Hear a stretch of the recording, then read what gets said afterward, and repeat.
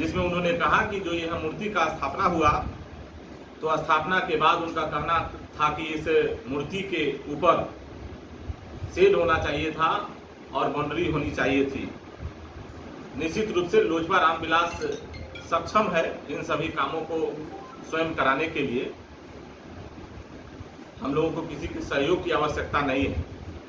पारस जी ने कई सारे आरोप लगाए और उस आरोप के संदर्भ में उन्होंने कहा कि आने वाले समय में हाजीपुर से एनडीए के वो प्रत्याशी हैं।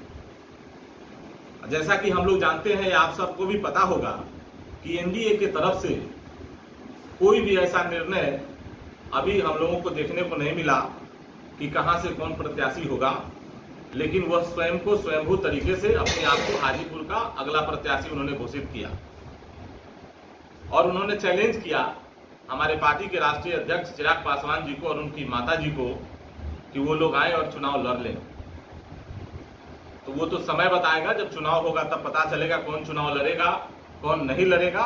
हमारी पार्टी की ओर से अभी ये निर्णय नहीं हुआ है, लेकिन इसका निर्णय जनता करेगी और जनता इसका निर्णय देगी कि ये हाजीपुर की धरती रामविलास पासवान के नाम से जाना जाता है या रामविलास पासवान के नाम से हाजीपुर की धरती जानी जाती है। कि बिहार विधानसभा के अंदर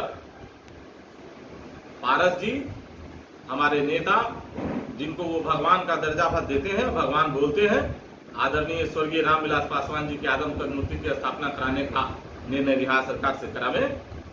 और उसके साथ साथ चूंकि वो केंद्र में केंद्रीय मंत्री हैं, तो उस हैसियत से दिल्ली में भी कोई रिहायशी जगह पर हमारे नेता के आदमकद प्रतिमा के निर्माण कराने के लिए वो भारत सरकार से इसकी घोषणा कराए। हम इसकी मांग उनसे करते हैं। आज एक बात बताइए, कोई एमपी नहीं, कोई एमपी अगर ये कहता है कि आने वाले समय में मैं एनडीए का उम्मीदवार हूं, आप बताइए कि क्या कोई इस तरीके की बात कहने वाला व्यक्ति किसी भी तरीके से सफल हो सकता है क्या? राजनीति में एनडीए, पूरे देश में एनडीए का मतलब भारतीय जनता पार्टी उसकी बड़ी पार्टी है, उसमें सबसे बड़ी पार्टी भारतीय जनता पार्टी है। क्या भारतीय जनता पार्टी ने तय किया है कि हाजीपुर के लिए एनडीए का अगला उम्मीदवार कौन होगा? स्वयंभू तरीके से कोई अगर अपने आप को उम्मीदवार घोषित करता है तो हम तो इसको पूरी तरह से इसको खंडन करते, खारिज करते हैं। चिराग जी लड़ेंगे उनके खिलाफ? नहीं, हमने ऐसा नहीं कहा चिराग जी लड़ेंगे। अभी तो वो लड़ने का समय ही नहीं है, अभी तो चुनाव ही कोई होने नहीं जा रहा है। जब चुनाव होगा तो ये तय होगा कौन लड़ेंगे।